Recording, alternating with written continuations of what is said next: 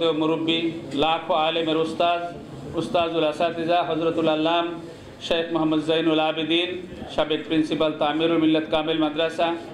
প্রধান অতিথি হিসেবে উপস্থিত ছিলেন ইসলামী আরবি বিশ্ববিদ্যালয়ের সম্মানিত vice chancellor professor doctor Mohammad Shamsul Alam. তিনি জরুরি অন্য আরেকটি প্রোগ্রামের কারণে চলে গিয়েছেন। আমাদের মাঝে উপস্থিত আছেন আমাদের আরেক মুরব্বী, চট্টগ্রাম বিশ্ববিদ্যালয়ের অ্যারাবিক ডিপার্টমেন্টের সম্মানিত প্রফেসর জনাব আব্দুল কাদের স্যার। আমাদের মাঝে উপস্থিত আছেন তামিরুল মিল্লাত মাদ্রাসার বর্তমান প্রিন্সিপাল উস্তাজুল আসাতিজা শেখুল হাদিস মাওলানা আবু ইউসুফ খান। উপস্থিত আছেন অন্যান্য অতিথিবৃন্দ এবং সাংবাদিক বন্ধুরা এবং উপস্থিত আমার স্নেহের ছাত্ররা। আসসালামু আলাইকুম ওয়া রাহমাতুল্লাহি ওয়া বারাকাতুহু। আমরা শুরুতেই আমাদের আব্দুস সবুর মাতাব্বর ভাইয়ের একটি চমৎকার প্রবন্ধ আমরা শুনেছি। তিনি একটি চমৎকার প্রবন্ধ উপস্থাপন করেছেন। প্রবন্ধটি মোটামুটি সুলিখিত একটা প্রবন্ধ। তো যে প্রবন্ধের মধ্যে আমাদের যে শিরোনাম, সেই শিরোনামটা হলো যে যুগোপযোগী আলেম তৈরিতে আলিয়া মাদ্রাসার অবদান, বর্তমান প্রতিবন্ধকতা কী আছে এবং সেগুলো উত্তরণের উপায় কী, এই বিষয়গুলো তিনি মোটামুটিভাবে আনার চেষ্টা করেছেন এবং কিছু প্রস্তাবনা তিনি সেখানে উপস্থাপন করেছেন। যে প্রস্তাবনাগুলোর সাথে আমরা সবাই একমত হয়েছি এবং এগুলো যদি যথাযথভাবে বাস্তবায়ন করা যায় তাহলে আশা করা যায় যে আলিয়া মাদ্রাসার যে সমস্যাগুলো রয়েছে সেই সমস্যাগুলো উত্তরণ ঘটানো সম্ভব হবে, সমস্যার সমাধান করা সম্ভব হবে এবং এই আলিয়া মাদ্রাসা থেকে আগের মতো আবার ইনশাআল্লাহ ঐতিহ্য লালনকারী যুগ শ্রেষ্ঠ আলেম তৈরি হবে ইনশাআল্লাহ। তবে প্রবন্ধটার মধ্যে একটু রিভাইজ করার জন্য সৌর ভাইকে অনুরোধ করব। কিছু রিপিটেশন আছে, তারপর কিছু টাইপিং মিস্টেক অনেক আছে, এটা ইতিমধ্যে আলোচনায় এসেছে। আর শব্দ প্রয়োগে আরও কিছু কিছু বিষয়ের জায়গায় একটু শব্দ প্রয়োগে আর একটু সচেতনতা অবলম্বন করতে হবে। এটা যেহেতু আমাদের মাঠের বক্তব্যে আমরা এক ধরনের শব্দ প্রয়োগ করি, রাজনৈতিক মিটিং মিছিল এক ধরনের শব্দ প্রয়োগ করি, কিন্তু ডকুমেন্টারি প্রবন্ধ যখন লিখি তখন আরও পরিশীলিত শব্দগুলো চয়ন করলে প্রবন্ধের মান আরও বৃদ্ধি হবে। রিভাইজ করার সময় এই বিষয়টা একটু খেয়াল রাখার জন্য আমি সৌর ভাইয়ের প্রতি বিনীত অনুরোধ করছি। আমাদের বিভিন্ন আলোচনায় যে বিষয়গুলো এসেছে সব বিষয়গুলো কথা বলার সুযোগটা আমি 2-3টা পয়েন্টে কথা বলবো।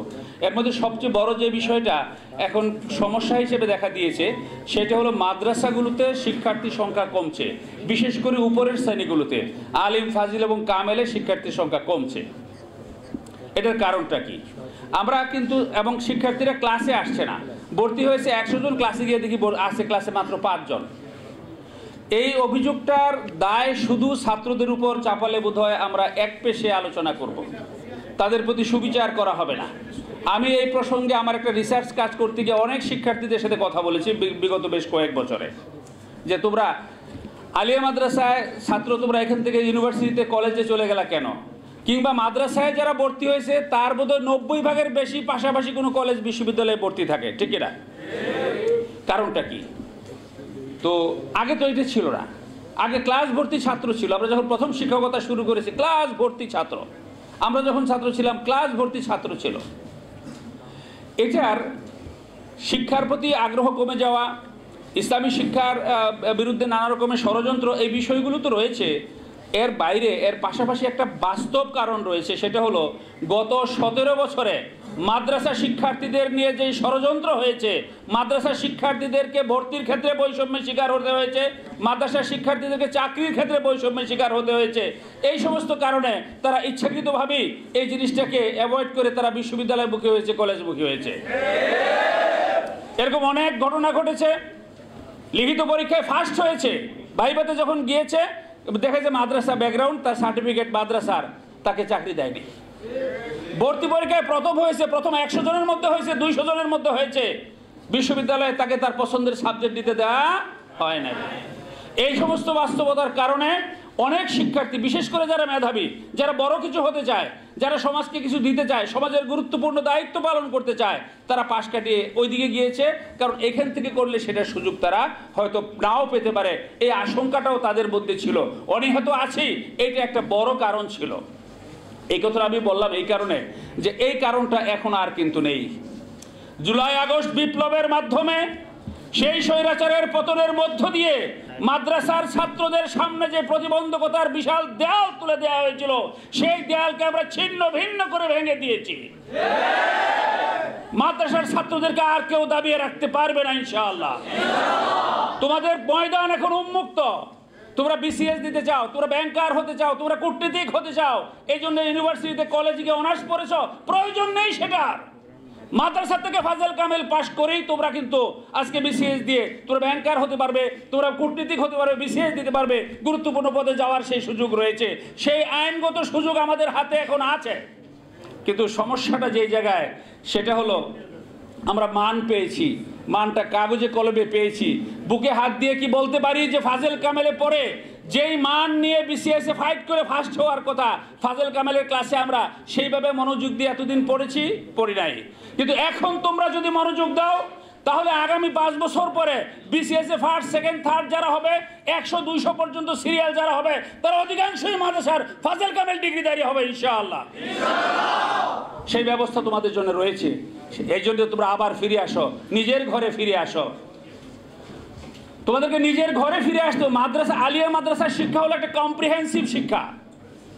আমরা বলি যে সমাজকে সুন্দর করতে হলে 2 ধরনের যোগ্যতা সম্পন্ন লোক লাগবে, সৎ এবং যোগ্য মানব সম্পদ লাগবে।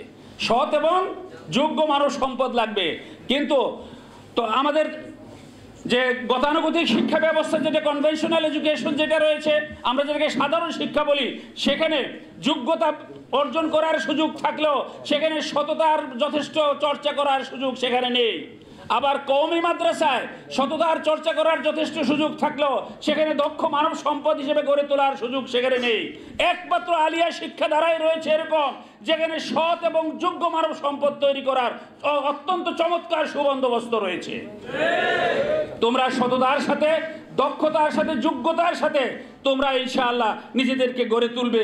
আমরা যেটা চাই সেটা হলো, কাগজে কলমে মাস্টার্সের মান দেওয়া হয়েছে, কাগজে কলমে তোমাদেরকে অনার্সের মান দেওয়া হয়েছে, স্নাতকের মান দেওয়া হয়েছে। কাগজে কলমে না রেখে সেটা বাস্তবে তোমরা সেই মানটা প্রমাণ করে দেখাবে যে আমরা সত্যিকার অর্থেই সেই মান অর্জন করেছি। আজকে আমরা বলছি ইসলামী আরবি বিশ্ববিদ্যালয়, মাদ্রাসা বোর্ড, মাদ্রাসা অধিদপ্তর, বিএমটিটিআই, এই সমস্ত জায়গাগুলোতে মাদ্রাসা শিক্ষিত লোকদেরকে নিয়োগ দেওয়ার কথা বলছি। কিন্তু তোমরা যদি এগিয়ে না আসো, তোমরা যদি নিজেদেরকে সেইভাবে যোগ্য করে গড়ে তুলতে না পারো, তাহলে আগামী 10 বছর পরে এই সমস্ত প্রতিষ্ঠানগুলোতে আমরা লোক নিয়োগ দেবো কোত্থেকে? তোমাদেরকে এগিয়ে আসতে হবে সেই জন্যে। আর শুধু এই কয়েকটা প্রতিষ্ঠান কেন টার্গেট থাকবে? যেখানে 90% বেশি লোক মুসলমান, সেখানে আমার প্রত্যেকটা সরকারি অফিস টার্গেট থাকবে। আলিয়া মাদ্রাসার ফাজল কামেল পাস শিক্ষার্থীরা সেই সমস্ত জায়গাগুলোতে তারা গিয়ে বসবে। প্রত্যেকটা সচিব হবে মাদ্রাসার কামেল পাস, ডিসিএসপি হবে মাদ্রাসার কামেল পাস, উপসচিব হবে মাদ্রাসার কামেল পাস, ব্যাংকের বড় কর্মকর্তারা হবে মাদ্রাসার কামেল পাস, এমনকি ব্যাংকের গভর্নর হবে মাদ্রাসার কামেল পাস, বিভিন্ন ব্যাংকের এমডিরা হবে মাদ্রাসার কামেল পাস। কারণ মাদ্রাসায় এখন সব কারিকুলামের মধ্যে সব বিষয়গুলো অন্তর্ভুক্ত করা হয়েছে। তোমরা চেষ্টা করলেই সেটা করতে পারো, তাহলে তোমরা করবে না কেন?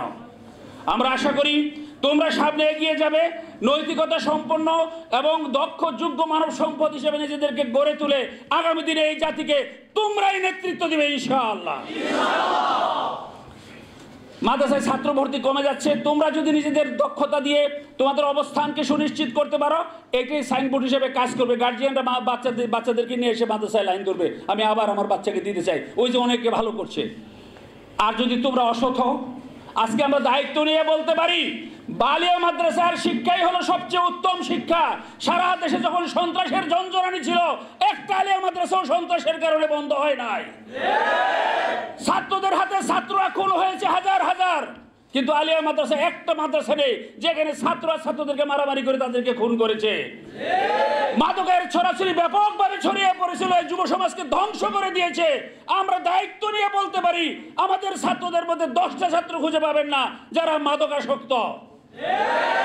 সুতরাং তোমাদের উজ্জ্বল ভবিষ্যৎ তোমাদেরকে হাতছানি দিয়ে রাখছে। যোগ্য হিসেবে গড়ে তোলো নিজেদেরকে, সম্পদ হিসেবে তোমরা আমাদের আগামী দিনের জাতীয় সম্পদ। আমাদের মানব সম্পদ হলো সবচেয়ে বড় সম্পদ, এই সম্পদকে আমরা হাতছাড়া করতে চাই না। তোমরা নিজেদেরকে গড়ে তোলো। আলিয়া মাদ্রাসায় ফাজল কামেলে আরও নতুন নতুন সাবজেক্ট অন্তর্ভুক্ত করা হবে। আমাদের নতুন ভিসি মহোদয় এসে আমাদেরকে আশার বাণী শুনিয়েছেন, এটাকে একটা স্বয়ংসম্পূর্ণ কমপ্লিট শিক্ষাধারায় রূপান্তরিত করা হবে। এইখান থেকে আগামী দিন জাতি যখন সৎ এবং যোগ্য মানুষ খুঁজে পাবে না, দিনের বেলায় বাঙ্গা হারিকেন নিয়ে খুঁজে খুঁজে বেড়াবে, সেই দিন আমরা আলিয়া মাদ্রাসার কর্তৃপক্ষ বলবো, এই যে নাও আমাদের কাছে সৎ এবং যোগ্য মানব সম্পদের গোডাউন রয়েছে। সেটা শুধু মুখের কথায় হবে না, তোমাদেরকে সেই জন্য শ্রম দিতে হবে, ক্লাসমুখী হতে হবে, লেখাপড়ামুখী হতে হবে, নিজেদেরকে সেইভাবে গড়ে তুলতে হবে। আমি আশা করি তোমরা সেইভাবে এগিয়ে যাবে।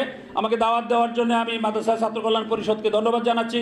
অতিথিবৃন্দ কষ্ট করে এসেছেন, তাদেরকেও ধন্যবাদ জানাচ্ছি। তোমাদের আগামী দিনের উজ্জ্বল ভবিষ্যৎ কামনা করে আমি আমার কথা এখানে শেষ করছি। আসসালামু আলাইকুম ওয়া রাহমাতুল্লাহ।